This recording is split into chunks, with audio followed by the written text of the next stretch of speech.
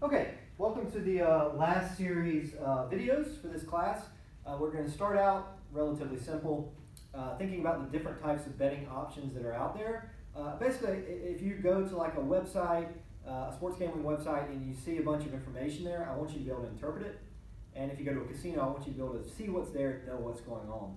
For a lot of you that maybe have done some sports gambling, you probably already know a lot of the information in this video. But not everyone in the class has gambled at all right? So if you decide, look, I'd like to bet a little bit of money, or I want to go online and sort of see what the public is doing, this is what you're likely to see. For example, if you go to college football gambling lines, this is probably what you're going to see. Opponents, Auburn and LSU, and then a bunch of different possible bets. And I want to make sure that we understand each of these bets. Let's start with one that we're familiar with here. All right, money line. This is just a bet on who will win. A bet on who will win. Okay, so the bets we've been talking about so far have all been money line bets, I believe. Just betting on either the winner or, betting on either the favorite or the underdog for an individual game. And then we've got our payouts here, right? Believe it or not, money line bets are not the most common bet for sports books. There's a couple of reasons for that. One is that a lot of times there'll be a very heavy favorite. So, for example, in college football, Alabama, the first game of the year, they're often favored by like 55 points. Think about what a money line bet on that would be, right? Alabama would be like minus 100,000 if you were going to bet on Alabama on the money line. So a lot of times the money line bets get super skewed one direction or the other. And in some cases, the casino will actually just take it down and say, there's such an overwhelming favorite, we're not even going to provide that bet to gamblers. So it's actually the spread that's the most popular bet at casinos and sports books. And again, for a lot of you who've done this before, sports gambled and such, this is second nature to you at this point. But if you've never seen this before, the spread is a little bit confusing. The spread is betting relative to an anticipated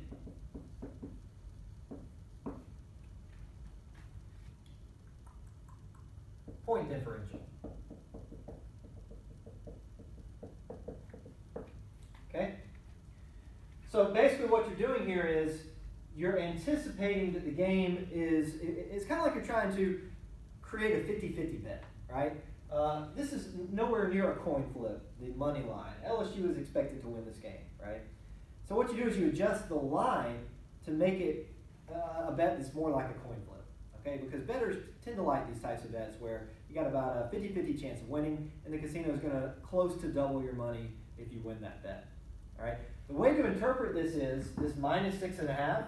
It's kind of like you take away 6.5 points from LSU. Okay? So if the final score ends up being, LSU 31 and Auburn 25, okay? LSU has won the game. LSU has won the money line bet. But if you made a bet on LSU to cover the spread, you can see that you would lose that bet. This is a 6-point differential. So if you subtract 6.5 points away from LSU's total here, they would lose, right? They would lose that spread bet, okay? If instead LSU were to win, 24 to 14, now you've got a 10-point differential. So if you take away 6.5 points from LSU here, right, they now would still cover the spread. So that spread bet is the most popular bet for sports books over the course of a year. Okay. In terms of adjusting the spread, sports books have two options. All right. Remember, sports books generally like to try to balance the money that the public has. So what do you think the sports book would do if people were betting on LSU like crazy? Okay. They've got two options. All right.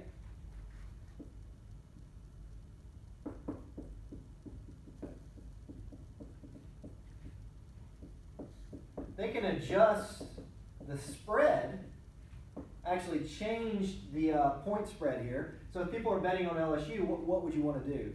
what would you want to do if people are betting on LSU and you want to discourage people from doing that?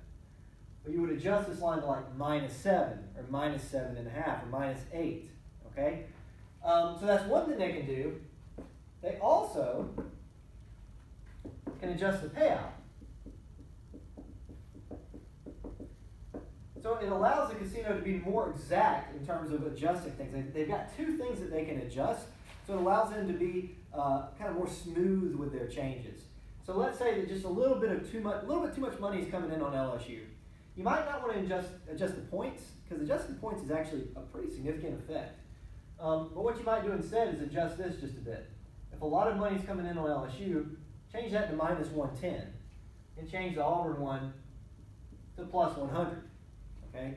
Now, betting on Auburn is relatively more attractive, and betting on LSU is relatively less attractive. So you might be able to balance the money that way. If still more and more money comes in on LSU, well, then you might change this to -7 or maybe even -7.5. And that does a similar thing, right? It discourages people from betting on LSU. So that's the spread bet. By the way, I've had students in the past wonder about half a point. The logic of these half a point spreads is it allows casinos to be, again, more exact, more smooth with their changes. Half a point does matter, okay? If this is -7 and +7, well, if LSU wins by 7, that would be a push. You would just get your money back as a gambler. But if the casino changes this to -7.5, now if LSU wins by 7, you just lose if you bet on LSU, right? So those half points allow the casinos just to move the lines a little bit more. And also notice, if it's a half point spread, the bet will never push. Casinos don't really like pushes because the casinos don't make a profit if they're just giving all the gamblers their money back. But if you allow for half point movements, that means there will always be a winner and there will always be a loser for these bets, which is generally good for the casino because the casino has a house advantage most of the time. All right, so there are money line bets, there are spread bets, there are also over-unders.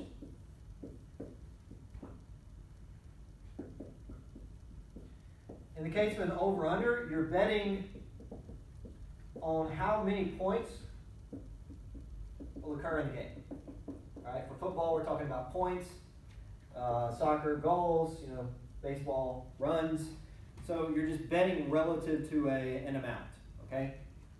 So in this game, if it ends up LSU 41, Auburn 21, well, we've got 62 points here, and so that would hit the over, okay? So if you think there's a lot of points in the game, you can bet the over. If you think there's not going to be many points in the game, you can bet the under, right? And the same deal with all the other bets, there are still payout odds as well, okay? So if you bet the under here, it's going to pay +100. It's going to pay even money. If you bet $100, you'd win a $100 profit, and you would need there to be less than 54.5 points for you to win your bet. All right, so these are the most common bets that you'll see for individual games. There's so much else you can do. There's so many other bets that are out there. I'm just going to talk about a couple here. Another real common and popular style of bet that you can make is called a parlay. A parlay is betting on multiple events simultaneously.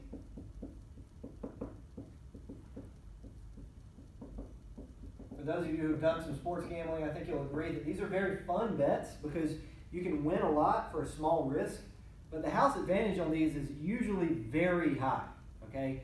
I could show you a formula in terms of figuring this out, but here's the basic line of thought. If you're putting a bet on an individual game, there's usually about a 5% house advantage.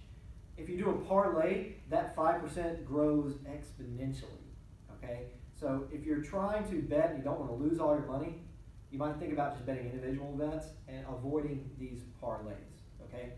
So here's how it works. I might bet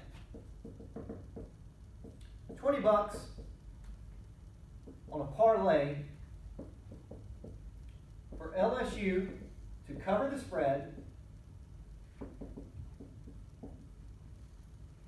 and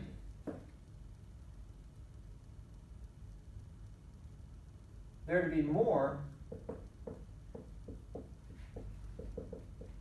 than 54.5 points. Okay? And the way these parlays work is you either win both or you lose. Okay? So, for example, in this bet, if I'm betting on LSU to cover the spread and I'm betting on the over, one possibility is the game ends up something like this. Right? In this case, I'm making a bet on LSU to cover. Got that one, right? They only need to win by 7.5. They won by 14, so that one's good. But in terms of the over bet, well, that didn't come in. The under was hit, right? Only 34 points in the game, which is far below the 54.5. For my parlay, this is a lose. So it doesn't matter if you win 1 out of 2 bets. It doesn't matter if you win 8 out of 9 in a really big parlay. Any loss is an entire loss for your bet, okay? So what you would need is something like possibility 2 here. You need the game to end something like LSU 50 to 21, right? In this case, you've covered both very easily, and so you're going to win. And this is going to pay out way more than each individual bet would, okay? It's kind of the same exponential effect.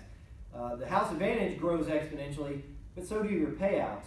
So if you bet on both of these events happening in a parlay, it's going to pay out quite well, okay? I don't want to get too far into the weeds on this because parlays are bad bets most of the time, so you probably shouldn't be doing them. But you can definitely learn about these if you want to. Generally speaking, the types of principles that apply to these individual bets also apply to parlays. Just recognize that the house advantage is typically very large. So for parlays, you might make 8 bets simultaneously. You might bet all of the NFL games on a given Sunday. But it's very hard to win because you would need to win all of your bets. Just one loser is a loss for all of your bets. A couple more bets. Just in case you hear people talking about these, you might hear someone's making a future bet. Nothing real special about futures, but generally the event is far away. Okay, so for example, you might bet the Falcons to win the Super Bowl. Wonder what the odds are on that. I'm going to guess probably something like 35 to 1, maybe a little less. So that would be a future bet, right? And there's nothing special about it, but when you hear somebody say they're betting futures, that's what they're talking about. They're betting on something that is still pretty far into the future. And then just one more here. You might hear somebody talking about prop bets, proposition bets. These are typically bets that don't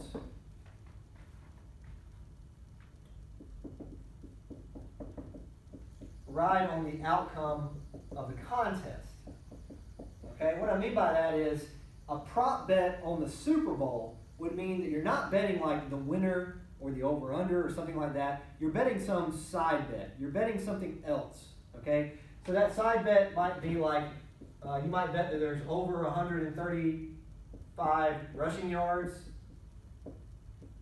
by the Chiefs. Right, that would be a prop bet. So you're not betting who's going to win or lose or something.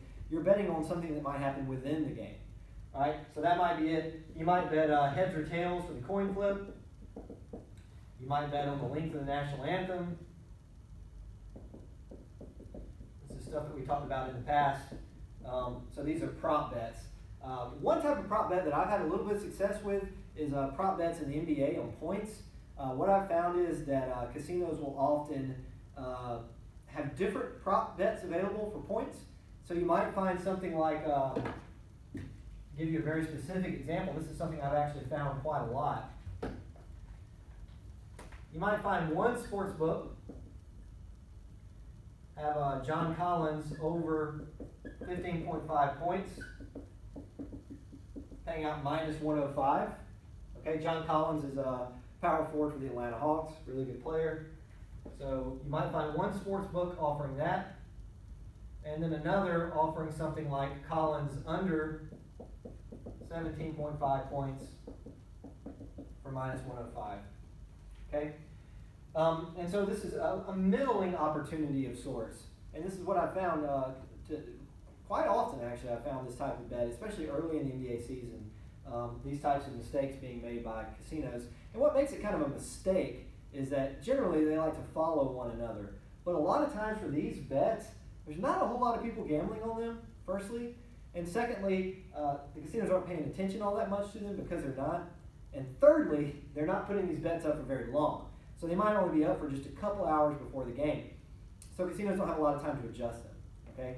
So sports books will offer these types of gambles, and what you can basically recognize is you can bet the under here, right? Bet both of these, put 50 here, put 50 there, and you're not guaranteed to win, right? If he ends up with 25 points, you would win this one and you would lose that one, and you would incur a small loss, okay? But what makes it a middling opportunity is if you score 16 or 17, you would win both. So for this bet, you win big on a win, and you lose small on a loss. So it's not, by definition, a middling opportunity because middles usually have no risk. You're guaranteed to win. But it's probably plus EV for the player here. So that's called a prop bet. There's many more things I could go over. There's round robins and teasers and pleasers and all kinds of stuff. But those are really for people who really want to dive down into the weeds. If you're going to Vegas and you just want to make a sports bet, probably stick to one of these 5 that we've talked about.